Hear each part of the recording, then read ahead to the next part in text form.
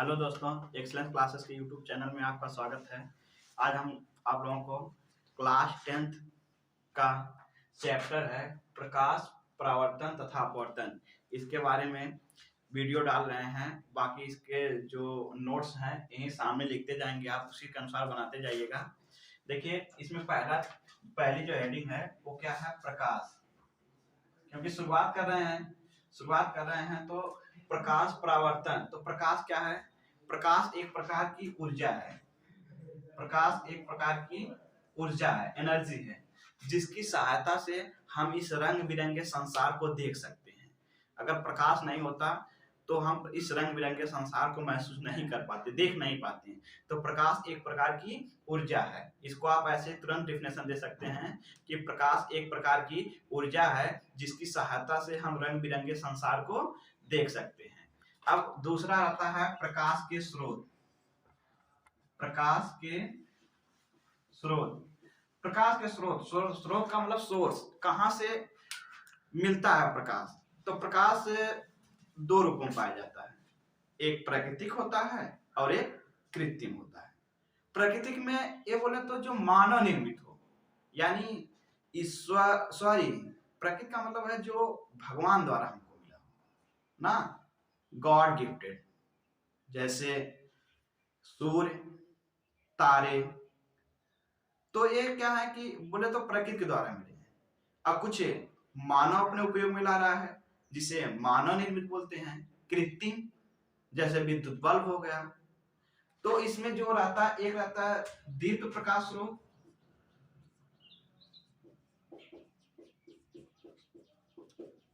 और एक होता है अदीप्त प्रकाश स्रोत।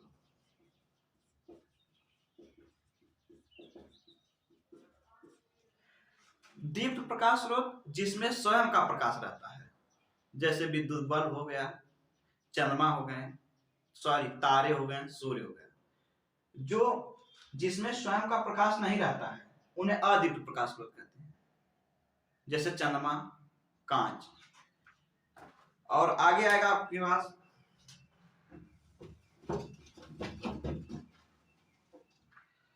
प्रकाश के गुण।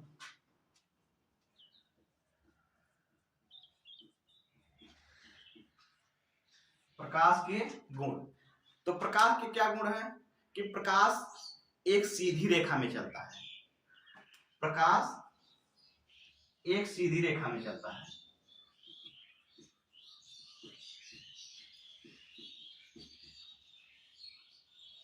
और एक इसके किसी भी माध्यम में चल सकता है। जैसे निर्वात में प्रकाश की चाल होती है 3 × 10⁸ मीटर प्रति सेकेंड।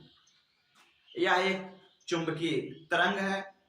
इसकी तरंग दैर्घ्य होती है 4000 एंगस्ट्रॉम से 8000 एंगस्ट्रॉम तक। तो कितना बताएं कि यह एक सीधी रेखा में चलता है। निर्वात में प्रकाश की चाल 3 × 10⁸ मीटर प्रति सेकंड होती है और इसकी जो तरंग दैर्घ्य होती है 4000 एंगस्ट्रॉम से 8000 एंगस्ट्रॉम तक होती है ना। प्रकाश के गुण के बाद आगे है प्रकाशिक माध्यम। प्रकाशिक माध्यम,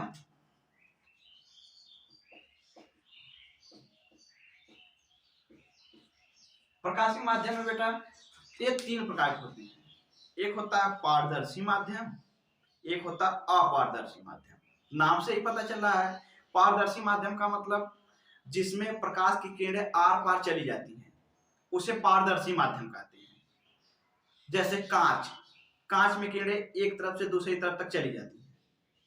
अपारदर्शी माध्यम जैसे लकड़ी, ईंटा, पत्थर, जिसमें किरणें आर पार नहीं जाती, उन्हें क्या कहेंगे? अपारदर्शी। और तीसरा अल्प पारदर्शी, जैसे धुंधला कांच ना, तो वो अपारदर्शी रहेगा, अल्प पारदर्शी रहेगा, यानी किरणें कुछ कुछ जाएंगी और कुछ नहीं भी जा पाएंगी। आगे आपके पास हेडिंग रहेगी प्रकाश पुंज। पुंज का मतलब होता है समूह ना। तो जब किरणें एक समूह में रहती हैं उसे प्रकाश पुंज कहते हैं। अब प्रकाश पुंज 3 प्रकार के होते हैं। पहला होता है अविषारी।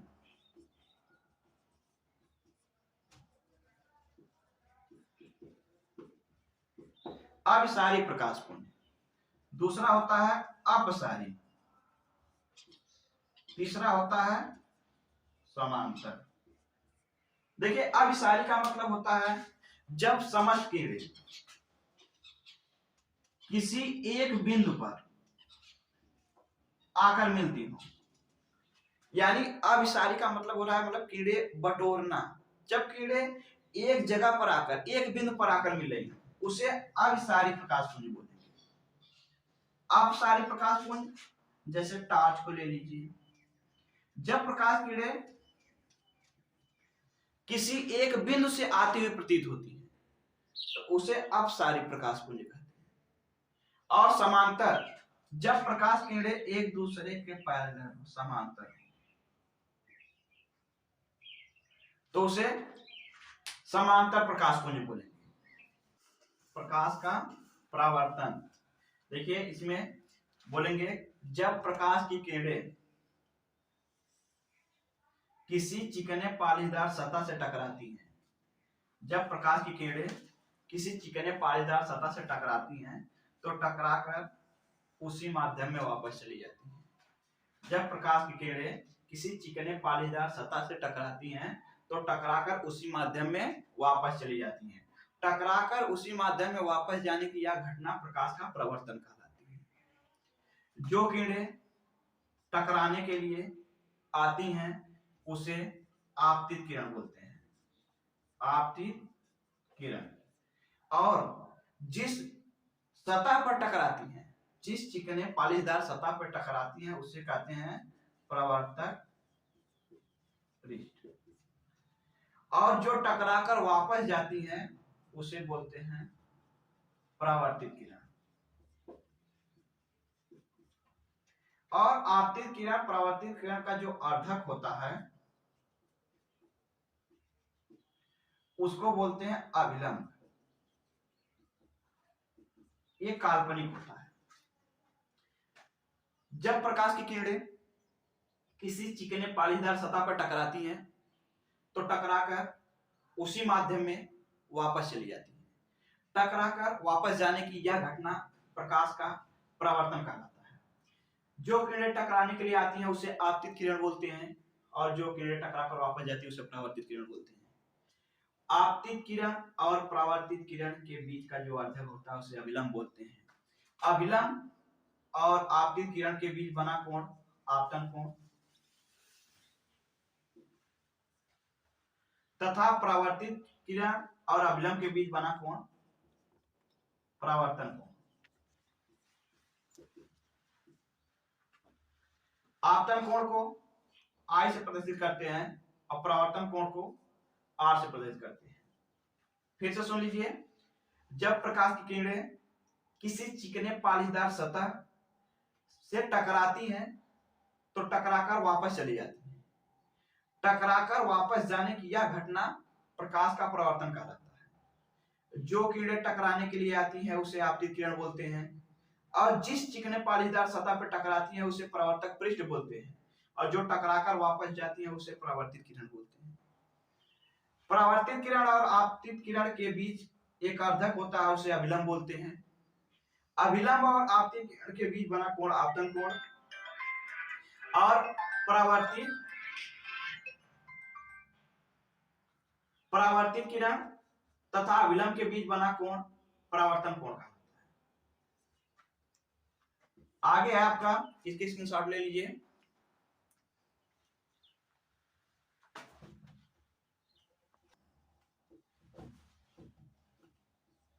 इसके दो नियम है।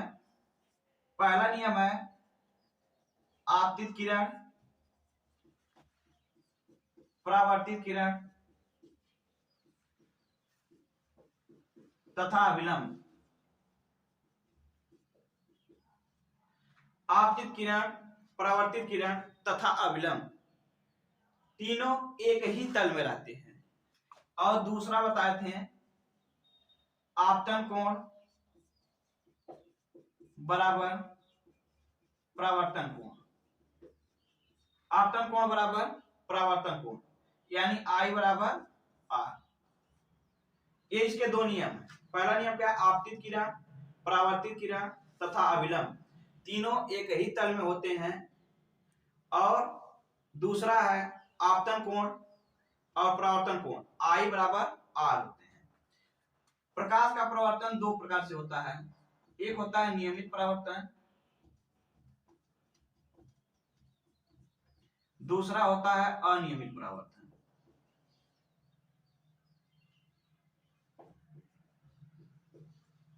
नियमित परावर्तन में कई किरणें चिकनी पालीदार सतह से टकराकर समांतर उसी माध्यम में वापस जाती रहती है।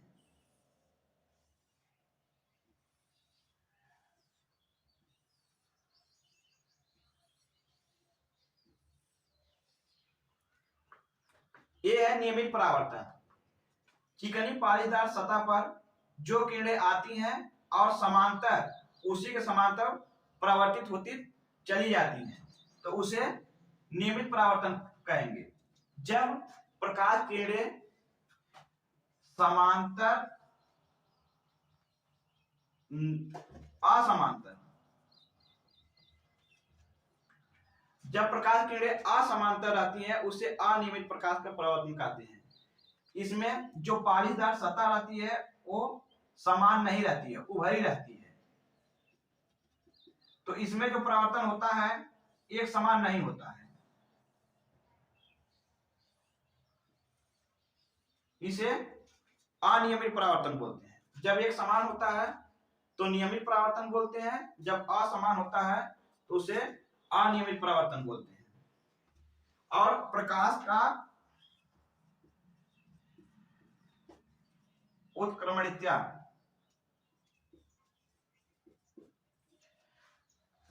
प्रकाश की किरणें जहां से आपतित हो रही हैं और जहां परावर्तित हो रही हैं। अगर आपतित किरण को परावर्तित किरण मान लिया जाए और परावर्तित किरण को आपतित किरण मान लिया जाए तो इधर से आपतित किरण आएगी तो जो हमारा अपवर्तित किरण रहेगी वो परावर्तित हो जाएगी। यानी कि जितने एंगल से प्रकाश का परिवर्तन होगा उतने ही एंगल से वापस जाता है, और उतने एंगल से अगर आएगा तो उतने एंगल से फिर परावर्तित हो जाएगा। आगे देखिए टॉपिक है प्रतिबिंब।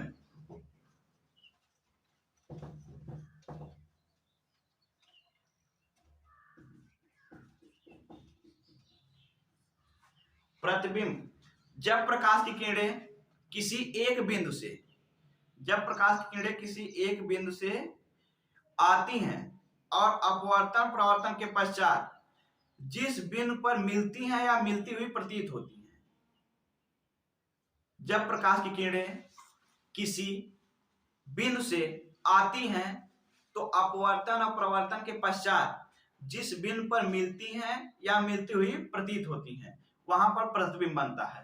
प्रतिबिंब दो प्रकार से होता है, एक होता है वास्तविक और एक होता है आभासी। वास्तविक प्रतिबिंब एक होता है, एक आभासी प्रतिबिंब होता है। जब किसी बिंदु से चलने वाली समस्त किरणें वास्तव में किसी बिंदु पर मिलती हैं तो वहां पर वास्तविक प्रतिबिंब होता है। जब प्रकाश की समस्त किरणें सिर्फ मिलती हुई प्रतीत होती हैं तो वहां पर आभासी प्रतिबिंब होता है। फिर से सुन लीजिए, जब प्रकाश की किरणें किसी एक बिंदु से चलती हैं तो अपवर्तन और परावर्तन के पश्चात जिस बिंदु पर मिलती हैं या मिलती हुई प्रतीत होती हैं तो वहां पर प्रतिबिंब बनता है। जब वास्तव में मिलती हैं तो वास्तविक प्रतिबिंब बनता है, और जब मिलती हुई प्रतीत होती हैं तो आभासी प्रतिबिंब बनता है। आगे आपका है दर्पण। अगली हेडिंग क्या है? दर्पण। दर्पण की डिफिनेशन होगी कि जब किसी समतल या गोलीय पृष्ठ के एक तरफ कलई करके या लेड ऑक्साइड का लेप लगाकर दूसरी तरफ परावर्तक पृष्ठ बना दिया जाता है तो उसे दर्पण कहते हैं। दर्पण जो होता है दो प्रकार का होता है। पहला होता है समतल दर्पण और दूसरा होता है गोली दर्पण। पहला होता है समतल दर्पण, दूसरा होता है गोली दर्पण। समतल दर्पण में जब उसका प्रवर्तक पृष्ठ समतल आता है उसे समतल दर्पण कहते हैं। समतल दर्पण का उपयोग हम अपने घरों में अपना फेस देखने के लिए प्राय यूज करते हैं, तो उसका प्रवर्तक पृष्ठ समतल आता है। और समतल दर्पण का जो प्रतिबिंब है, जितनी दूरी पर कोई वस्तु रहती है उतने दूरी पर पीछे बनता है। अगर कोई व्यक्ति दर्पण से 30 सेंटीमीटर की दूरी पर खड़ा है और पूछा जाए कि व्यक्ति के प्रतिबिंब और उसके बीच की दूरी कितनी है, तो 60 सेंटीमीटर हो जाएगी, क्योंकि जितना सामने व्यक्ति रहेगा उसके उतना पीछे प्रतिबिंब बनता है। और जो दर्पण है, दर्पण की लंबाई अगर 30 सेंटीमीटर है तो 60 सेंटीमीटर तक का वो प्रतिबिंब दिखा सकता है। और आगे है गोली दर्पण। गोली दर्पण जिसका प्रवर्तक पृष्ठ गोलीय होता है उसे गोली दर्पण कहते हैं। या इस तरह बोल सकते हैं, किसी खोखले गोले को काट कर उसके एक तरफ कलई करके दूसरी तरफ प्रवर्तक पृष्ठ बना दिया जाए तो उसे गोलीय दर्पण कहेंगे। गोली दर्पण दो प्रकार के होते हैं। पहला होता है अवतल दर्पण, दूसरा होता है उत्तल दर्पण। दोनों गोली दर्पण ही है, एक होता है अवतल दर्पण, एक होता है उत्तल दर्पण। देखिए अगर इसको लिखें अवतल, अवतल में आंख उठाएं तो आएगा अंदर, यानी बोले कि जिसका प्रवर्तक पृष्ठ, जब कोई खोखला गोला है, इस खोखले गोले को अगर हम यहां से काटेंगे, इसकी तरफ दो पृष्ठ बन रहा है, एक अंदर की तरफ एक बाहर की तरफ। अगर जिसके बाहर की तरफ कलई कर देंगे और उसका प्रवर्तक पृष्ठ अंदर की तरफ हो, जिसका प्रवर्तक पृष्ठ अंदर की तरफ हो, उसे अवतल दर्पण। उत्तल का मतलब उभरा, मतलब नहीं होता, जैसे एक याद करने का तरीका बता रहे हैं, उसे उभरा ले लीजिए। जिसका प्रवर्तक पृष्ठ उभरा हो उसे उत्तल दर्पण कहेंगे, और जिसका प्रवर्तक पृष्ठ अंदर की ओर धंसा हो उसे अवतल दर्पण कहेंगे। और इससे गोली दर्पण से कुछ डिफिनेशन आती है। जैसे पहली डिफिनेशन है कि दर्पण का ध्रुव, दर्पण का ध्रुव। तो दर्पण का ध्रुव किसे कहेंगे, तो जो गोली दर्पण है, गोली दर्पण को देखिए काट कर इतना निकाल दें तो एक दर्पण बन गया। तो इसके जो मध्य बिंदु है, गोली दर्पण के मध्य बिंदु को दर्पण का ध्रुव कहते हैं। और दूसरा इसका रहता है वक्रता त्रिज्या और वक्रता केंद्र। तो अभी गोला बनाए थे तो बोले थे खोखला गोला, गोली दर्पण जिस खोखले गोले का कटा हुआ भाग है, इसी का कटा हुआ भाग है ना, तो खोखले गोली दर्पण जिस खोखले गोले का कटा हुआ भाग है उसका केंद्र वक्रता केंद्र, वक्रता केंद्र को सी से प्रदर्शित करते हैं, तथा उसकी जो त्रिज्या होगी उसे वक्रता त्रिज्या आर से प्रदर्शित करेंगे। गोली दर्पण जिस खोखले गोले का कटा हुआ भाग है उसकी त्रिज्या वक्रता त्रिज्या और उसका केंद्र वक्रता केंद्र कहलाता है। और इसका जो व्यास होता है वो द्वारक कहलाता है। इसको यम यम डैश या एन डैश से प्रदर्शित करते हैं। और आगे आपकी जो हेडिंग है वो है मुख्य फोकस। मुख्य फोकस, मुख्य फोकस से पहले मुख्य अक्ष बता देते हैं।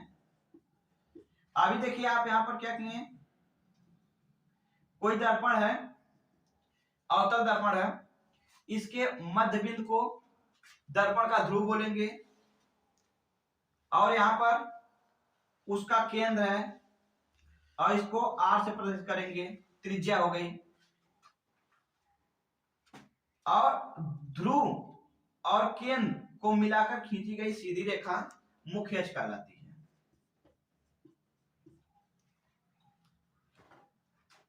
केंद्र और ध्रुव को मिलाकर खींची गई सीधी रेखा मुख्य अक्ष कहलाती है।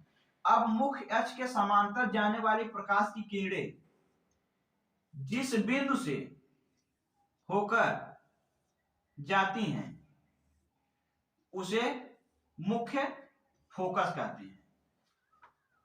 मुख्य अक्ष के समांतर जाने वाली किरणें जिस बिंदु से होकर जाती हैं उसे मुख्य फोकस कहते हैं। आगे हेडिंग आती है फोकस दूरी।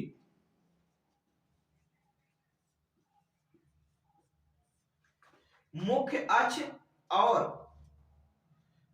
पर स्थित मुख्य फोकस और दर्पण के ध्रुव के बीच की जो दूरी होती है उसे फोकस दूरी कहते हैं। इसे एफ से प्रदर्शित करते हैं। क्या क्या डिफिनेशन बताया? दर्पण का ध्रुव, गोली दर्पण के मध्य बिंदु को दर्पण का ध्रुव कहते हैं। वक्रता त्रिज्या, गोली दर्पण जिस खोखले गोले का कटा हुआ भाग होता है उसकी त्रिज्या वक्रता त्रिज्या तथा उसका केंद्र वक्रता केंद्र कहलाता है और उसका जो व्यास होता है वो द्वारक कहलाता है। और वक्रता केंद्र तथा मुख्य फोकस ध्रुव को मिलाकर खींची गई जो रेखा होती है उसे मुख्य अक्ष कहते हैं। और मुख्य अक्ष पर स्थित वह बिंदु जिससे मुख्य अक्ष के समांतर जाने वाली समस्त किरणें जिस बिंदु से होकर जाती हैं उसे मुख्य फोकस कहते हैं। मुख्य फोकस और दर्पण के ध्रुव के बीच की दूरी को फोकस दूरी कहते हैं। गोली दर्पण द्वारा प्रतिबिंब बनने का बिंदु आरेख नियम, यानी गोली दर्पण द्वारा जो प्रतिबिंब बनते हैं उसके क्या क्या नियम रहते हैं? 3 नियम है। 3 नियम को बढ़िया से पढ़ लीजिएगा। देखिए पहला क्या है? प्रथम नियम है कि मुख्य अक्ष के समांतर जाने वाली प्रकाश किरणें प्रवर्तन के पश्चात मुख्य फोकस से होकर जाती हैं या जाती हुई प्रतीत होती हैं। इसमें हम 2 बोल रहे हैं। जिसमें जाती हैं वो अवतल रहेगा, जिसमें सिर्फ प्रतीत होंगी वो उत्तल रहेगा। दोनों फिगर हम आपके सामने बना देते हैं। जैसे कौन सा दर्पण है?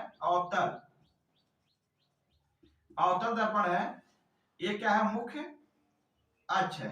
तो इसके समांतर जो किरणें जाएंगी वो परावर्तन के पश्चात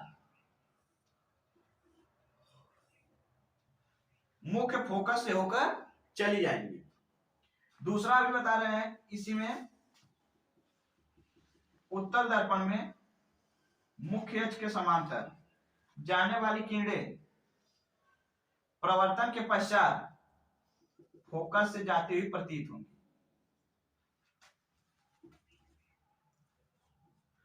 दूसरा नियम है कि मुख्य फोकस से होकर जाने वाली प्रकाश किरणें परावर्तन के पश्चात मुख्य फोकस से होकर जाने वाली प्रकाश किरणें परावर्तन के पश्चात मुख्य अक्ष के समांतर हो जाती हैं। अगर किरणें इधर जा रही हैं तो मुख्य अक्ष के समांतर हो जाएंगी। और तीसरा बताएं, वक्रता केंद्र से होकर जाने वाली प्रकाश की किरणें परावर्तन के पश्चात उसी मार्ग से वापस चली जाती हैं। 3 नियम बताएं। पहला नियम क्या था कि प्रकाश की किरणें अगर मुख्य अक्ष के समांतर जाती हैं तो परावर्तन के पश्चात मुख्य फोकस से होकर चली जाती हैं। अगर मुख्य फोकस से होकर जाती हैं तो परावर्तन के पश्चात मुख्य अक्ष के समांतर हो जाती हैं। और वक्रता केंद्र से होकर जाती हैं तो परावर्तन के पश्चात उसी मार्ग से वापस लौट जाती हैं। इसके आगे जो अवतल दर्पण द्वारा प्रतिबिंब के बनने के 6 आकृति है वो हम आगे वीडियो में पहले ही बता चुके हैं, उसको आप लोग देख लीजिएगा। बाकी आज के लिए इतना ही। धन्यवाद।